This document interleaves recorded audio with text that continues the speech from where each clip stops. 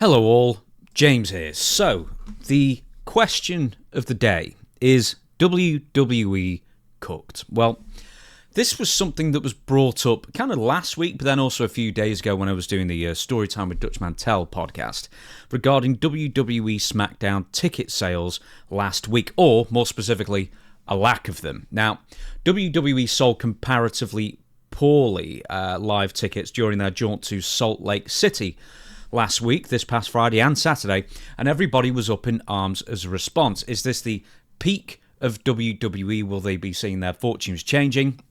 Will their income and the viewership drop as a result, as well as the ticket sales? Now, more specifically, does this horrible, it's all comparative obviously, horrible turnout indicate that WWE is falling off big time? Can anything be done about it? Hopefully, I'll answer some of these questions here, if not just have a good guess, which is basically what we all do. Anyway, WWE are reporting record high revenues being brought in, so suffice to say that TKO executives will be eating roast turkey once again this Christmas, and not an old boot fished out of a lake with the sitting around with those stovepipe hats with the lid popped off and huddling for warmth around a blazing metal bin with those fingerless gloves kind of thing. Don't worry, they're all going to be fine. So, no reason to start a GoFundMe for them, of course.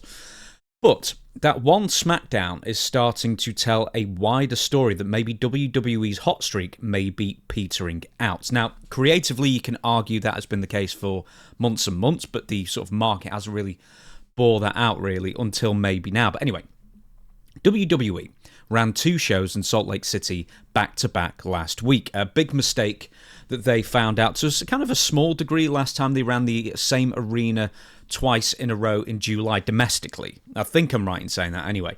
Goldberg's retirement, I'm sure some git will say, like, oh, actually, wow, they did this. Anyway, as far as I know, it was July last anyway. Goldberg's retirement on Saturday night's main event, right? Drew reportedly disappointing at the time, 11,500 paid. Still a pretty good house, but with the whole Goldberg draw last match in Atlanta kind of thing, it was a fair bit less than was expected. Now, I need to stress this for domestic tours only because, in Perth, Australia, in October last month, they did like 13,000 average for a SmackDown and then Crown Jewel, I think it was as well. So it seems to be internationals a rule and then domestic is a different one. But anyway, back to July. The television ratings were also disappointing for Saturday night's main event, the Goldberg retirement one. And because of that, Peacock ended up becoming an exclusive distributor, shower, I guess, because I can't think of the better word for it, of Saturday night's main event going forward, and NBC would no longer be carrying the show, just because I think throughout the year, the views just haven't been there. And kind of how could they be? Yeah, it's network television and everything, but also you run like 1 million hours worth of programming every week. Nothing's really destination programming when there's wall-to-wall wrestling on every single night. Anyway, there was also the Women's Evolution show as well that was the next day after Saturday night's main event. That was also not just in the same town, Atlanta, it was in the State Farm Arena as well, the same place. 24 hours later, and that drew around 8,300. Now, once again, it's not exactly what WWE were hoping for. Now, they didn't promote the Women's Evolution show that well, and it was all done supposedly to counter AEW's All In pay-per-view, their biggest show of the year, happening the same weekend down in Arlington, Texas. So ultimately, it didn't matter if WWE drew well or not. The aim of the game was to do as much harm for the AEW product, regardless of how it affected WWE's ticket sales or viewership. Now, same with running the NXT show the afternoon of the Saturday night's main event show, which also ran head-to-head with All In because All In started a lot earlier to counteract Saturday night's main event. Ultimately, it did more harm to NXT than it did anyone else. But anyway, those within WWE apparently didn't take note when they sold less than the desired amount of tickets in Atlanta back in July due to running the same building 2 days in a row.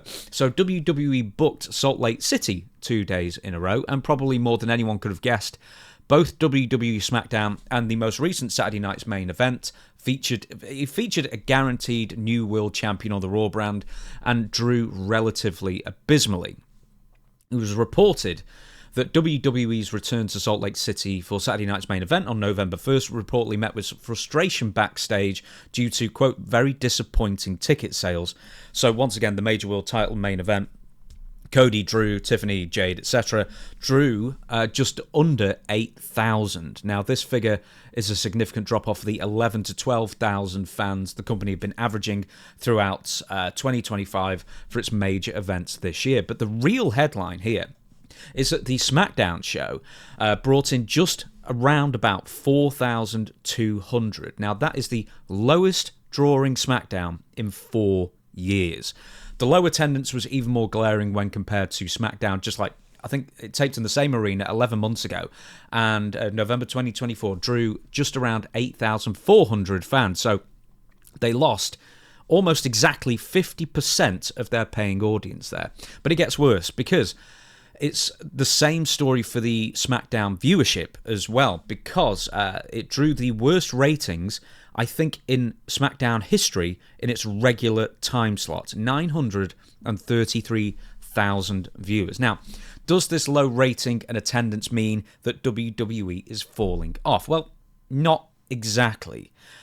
Although there are, signs, of course, that WWE is over the crest of the peak and now is heading downhill. How steep the hill is, we don't know. But anyway, the poor performance of SmackDown in a bubble, out of the bubble, I guess, isn't proof positive on its own that WWE are falling off. Although at this point, it should also be mentioned that the week before, SmackDown drew less than 5,000 paid in Arizona, and then SmackDown yesterday distributed around 7,000 tickets. So there's absolutely a trend starting to build up, specifically with SmackDown, because the average SmackDown attendance in the previous 3 quarters, so quarters 1, 2, and 3, were averaging 11,000 or more attendance. So now this last week, this is really important to stress here, because once again, I'm not saying this one SmackDown is indicative of everything. SmackDown took place on Halloween night, and people are busy doing Halloween stuff on Halloween night. For most people, it's going to be more important hanging about with the kids, going trick-or-treating and whatnot. Wrestling always performs horribly on major holidays like Halloween, and it's just not a total surprise. And then to add to the woes, the show also went against Game 6 of the World Series, which is having its highest ratings for nearly a decade. So, major competition from, the calendar, as well as baseball and everything else. SmackDown took a major hit.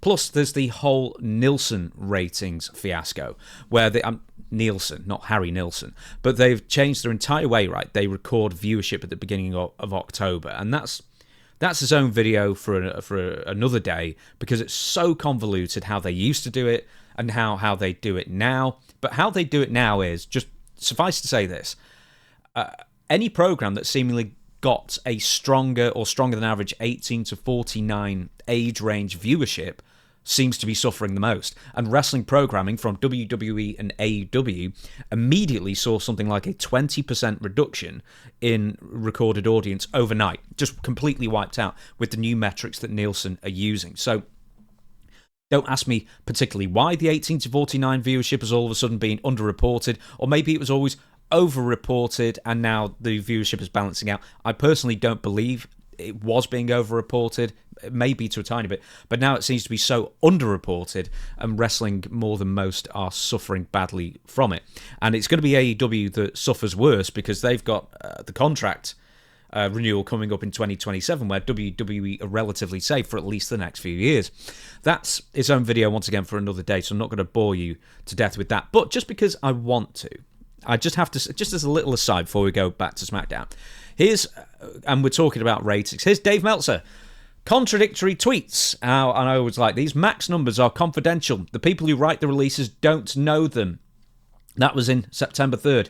But then, in August of 20th, someone writes to him and says, AEW is looking better in ratings. Where can I see the Max numbers? And Dave Meltzer gives the link to the now infamous SC Scoops article that claimed that All Elite Wrestling is averaging around 500,000 views for its Wednesday Dynamite show. They did that hard-hitting research in their arse, because there is no proof that has ever been made public, and basically why nobody else actually runs with those numbers, because there's absolutely no proof that being true whatsoever, aside from the fact that Tony Khan, when confronted with that number, Tony Khan went, Oh, yeah, that sounds good. Yeah, no, that's kind of numbers we hear as well. Look, trust me, Tony Khan doesn't get those numbers. Because if Tony Khan got those numbers, Dave Meltzer would be reporting those numbers, because basically those two guys share a colon at this point. And also, Andrew Zarian tweeted this, who also works for Wrestling Observer, said, "They are not getting 500k live viewers on Max. This isn't a factual number. People on the sales side would be doing backflips if this were the case." I just wanted to do that little aside there, because I was going to do an entire video on the whole HBO Max thing, but that kind of sums it up. Basically, people with a weird, perverted, vested interest in making sure that AEW looks as good as possible have hung their hats on this 500,000 live viewership on Max, which will basically at this point be an extra 100% on what they get on their television viewership. And people like entities like NBA basketball, who simulcast on HBO Max, they see like an extra 10% or so viewership increase, not 100% viewership increase. I just wanted to get that out there. Anyway, just one of the hundreds of conflicting posts and quotes there from Dave Meltzer, where he cherry picks the details to support his own random argument for that day. But anyway, back to SmackDown. The main reason for the enormous drop-off is that it was once again Halloween night, and the other reasons I mentioned prior. But here's the other thing. Why comparatively few people were interested. Do bear with me, because I'm just teeing this up now. Few people were interested in going to SmackDown last week, apart from Halloween and Game 6 and all that kind of thing. It's because SmackDown is so damn unenticing to the paying customer to actually leave the house, pay for the parking, pay for the food, pay for the drinks, pay for the tickets, spend an entire evening there. And this is very much a SmackDown problem more than it is a Raw problem at this time, and I'm going to show you the numbers in a minute as well. But Raw at least has more stars on the show and just the deeper roster overall that fans are actually willing to pay to see. CM Punk, Gunther, Braun Breaker, Dirty Dom, Brock Lesnar sometimes, Jey Uso, Penta, Paul Heyman, Rey Mysterio, Rhea Ripley, Seth Rollins, Becky Lynch, Seth Rollins when he's not injured, of course, AJ Styles, El Grande Americano, LA Knight, Finn Balor, etc. SmackDown's roster cannot realistically compete, especially when even the top star of the brand, Cody Rhodes, is showing signs of fan fatigue. Now, most people would rather pay their hard-earned money on a pay-per-view quality show in Saturday night's main event, which is the next day, because for a lot of people with the ticket prices, and I can't harp on about the ticket price enough, it's either or for a lot of people, quite frankly. We'll get to the prices in a minute. But, you know, that show was featuring 2 men's world title matches with a guaranteed winner for one of them, a title change for one of them, plus a women's title match and more, rather than a random, boring-ass edition of SmackDown headlined by, no joke, the NMFTs versus the Motor City Machine Guns. Now, ignore this. That was a dark match. But, I mean, you look at that and just think, boy, am I going to be spending... And here we go. Let's just get to the price of the tickets again. This is the second row, and this is for the Van Andel Arena in Grand Rapids, Michigan. So it's not Madison Square Garden, you know, comparatively speaking. But here we go. This is second row of the first tier, $500 a ticket. Now, obviously, that's quite close. We're not going to be going on the, you know, verified resale of over $2,000 a ticket. Even halfway down on the floor, you're looking at $327 a ticket. Let's go further up. This is in row M, $200 a ticket to get in there, and they're just half decent seats. Why don't you just go to the back row for a laugh? $81 per ticket for the worst seats in the house, pretty much. So a family of 4, you're still looking at, you know, with parking and food and stuff like that, you're still looking at, you know, $500 plus for a night out. Excuse me. Now, this isn't also particularly about the prices, but that's one of the major reasons why SmackDown isn't doing well. But the thing is, Raw's got the same prices, and, you know, pay PLEs, I should say, probably even more expensive. But just look at this lineup. And I'm not saying it wasn't a bad SmackDown. That's not the argument here. I'm saying if you look at this lineup, are you going to pay for a family of 4 for the worst seats imaginable, $500 for a night out? Ilya Dragunov versus Nathan Frazier. You're not seeing that on a billboard anywhere. Carmelo Hayes versus Kit Wilson. Alexa Bliss versus Nia Jax. And then to top it off, the MFTs and Motor City Machine Guns. I mean, for the show itself, not including the entrances, 22 minutes, 32 minutes, 41 minutes of wrestling on a 2-hour show, not including the commercials. Then there was one dark match. Kiana James versus Michin is not interesting anybody. And even as a main event, LA Knight versus Solo Sikoa. That was, I guess, the locally advertised main event match. And let me tell you, I like LA Knight, but he's the biggest star on the show, you know what I mean? And that is not exactly... It's a crappy main event, what do you want me to say? It's a terrible main event, really. I mean, especially if you're trying to get people to spend that kind of hard-earned money to see it. It's just ridiculous. Anyway. Oh, and also on that show, it bears repeating here. Not repeating, I haven't said it yet. Cody Rhodes and Drew McIntyre, there was a big segment between them. But, you know, considering nobody believed that Drew McIntyre had a hope of defeating Cody Rhodes for his WWE title, who could possibly be enticed with 4 nothing happening matches on paper? I mean, the Ilya Dragunov and Nathan Frazier match was really good. I mean, Ilya Dragunov nearly killed himself and Nathan Frazier through it. Actually, nearly killed Nathan Frazier, not himself quite as much, but... You know, we could have seen a live something terrible happening, if nothing else, with that German suplex. Anyway, once again, the dart match, you know, they'll do 5 minutes and then they'll leave the ring as quickly as possible to try and catch the last flight out of there. It's just not an enticing prospect. That's why SmackDown and that's why the viewership's tanking. That is why the live event ticket purchases are tanking as well. But anyway.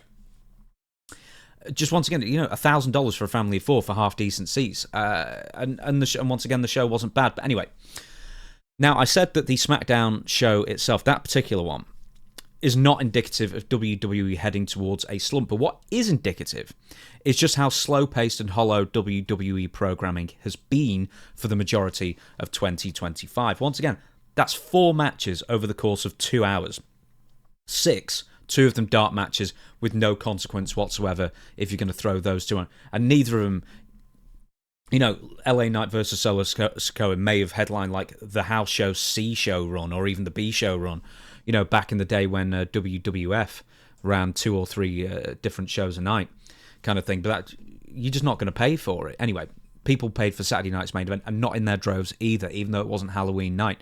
So, WWE... one more thing, actually, before I forget, because I'm getting ahead of myself here, is there are barely any matches, of course. Fewer of any genuine consequence, plus the incessant, insipid advertising that goes through the shows, and then the, once again, incessant recaps, and then the constant Slim Jim tables and everything else just to put you off. I mean, I'm going to do a long video on all this about just what WWE should be doing to entice fans back, at least live or, you know, watching more. But once again, it's just like every single show, SmackDown, week after week, month after month, is so missable. And the booking's not terrible. It's just between the roster depletion and everything else, it's just so missable. Anyway, WWE, to make it easy for you as well, so you don't have to watch live, puts the highlights on YouTube for free, like within a few hours, and then they won't include the botches, so you just go to social media, see if there are any botches, then you've pretty much seen the entire show for, you know, 1/4 of the time invested. So, I know this is going to be a sprawling topic, but I'm going to wrap it up fairly soon. The point is that 2025 has been a crappy year for WWE, and kind of wrestling in general, really, creatively speaking, especially for WWE since the major disappointment of the ending of WrestleMania. And I think it's finally starting to show in more tangible metrics, while the Halloween episode of SmackDown's ratings need to be thrown out because it was Halloween and everything else. SmackDown attendance has plummeted these past few weeks, and that's something that's really hard to ignore. So once again, it was, you know, under 5, 4-2, 7 or so for this one, and, you know, they don't sound so bad, but when you compare to what they were doing in quarters 3, 2, and 1, I mean, let's actually have a look at that right now. Here we go, quarter 3. This is just for SmackDown. This is from WrestleNomics. SmackDown, quarter 1, 11,400 average. Same for quarter 2. Quarter 3, 11,000. And then a marked drop-off of 6.9 thousand average for quarter 4. Now, there's only been, 5 or 6 SmackDowns in quarter 4 so far, but that is an enormous, enormous drop-off. And Raw, in that same time period, has dropped off slightly, but less than 1,000 compared to quarter 3 at the same time. Now, we can't deal with the house shows. They barely run house shows. It's not a metric that you can really compare with.